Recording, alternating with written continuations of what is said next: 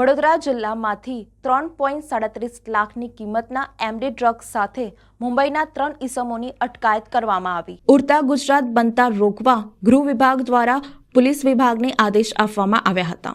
સાથે ડ્રગ્સ વેચાણને રોકવા માટે ગૃહ રાજ્યમંત્રી હર્ષ સંઘવી દ્વારા પણ પોલીસ વિભાગને આદેશ આપવામાં આવ્યા હતા। ત્યારે વડોદરા પોલીસના મિશન ક્લીન નશામુક્ત વડોદરા અંતર્ગત વડોદરા ગ્રામ્ય એસઓજી દ્વારા બાતમીના આધારે નશાકારક માદક પદાર્થ મેક્ફ્રેડ્રોન એમડી ડ્રગ્સના કિંમત 3.37 લાખના જથ્થા સાથે મુંબઈના 3 ઈસમોની ધરપકડ કરી તેમની વિરુદ્ધ કરજણ પોલીસ મથક ખાતે ગુનો નોંધી કાયદેસરની કાર્યવાહી હાથ ધરી છે।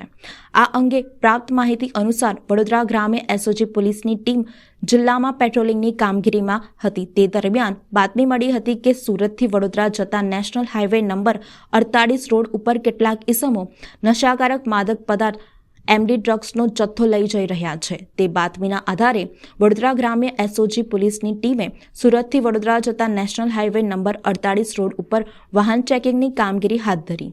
મુંબઈના 3 ઈસમોને નશાકારક માદક પદાર્થ એમડી ડ્રગ્સ સાથે 33.75 ગ્રામના રૂપિયા 3,37,500ના જથ્થા સાથે મુંબઈના 3 ઈસમોની અટકાયત કરી હતી। મુંબઈના હબીબ ઉર્ફે બાબા નૂર મોહમ્મદ મેમણ, યાસીન ઇમામ ચાલ, સાજિદ અલી જાવેદ અલી સૈયદ, મોહમ્મદ આસિફ ઉર્ફે ફરીદ કવાલ, જાવેદભાઈ શેખની અટકાયત કરી નશાકારક માદક પદાર્થ એમડી ડ્રગ્સ મારુતિ અટીલા ગાડી, મોબાઈલ ફોન નંગ 4 તેમજ રોકડા રૂપિયા સહિત કુલ 9,68,450ની કિંમતનો મુદ્દામાલ જપ્ત કરી નશાકારક માદક પદાર્થ એમડી ડ્રગ્સનો જથ્થો વેચાણ આપનાર અન્ના ગરદુલ્લા નામનો વ્યક્તિ, આરોપીઓ પાસેથી નશાકારક માદક પદાર્થ એમડી ડ્રગ્સ 0.7 ગ્રામ વેચાણ લેનાર મુબારક દાઉદ મલેક તેમજ આરોપીઓ પાસેથી નશાકારક માદક પદાર્થ એમડી ડ્રગ્સનો જથ્થો વેચાણ લેવા માંગનાર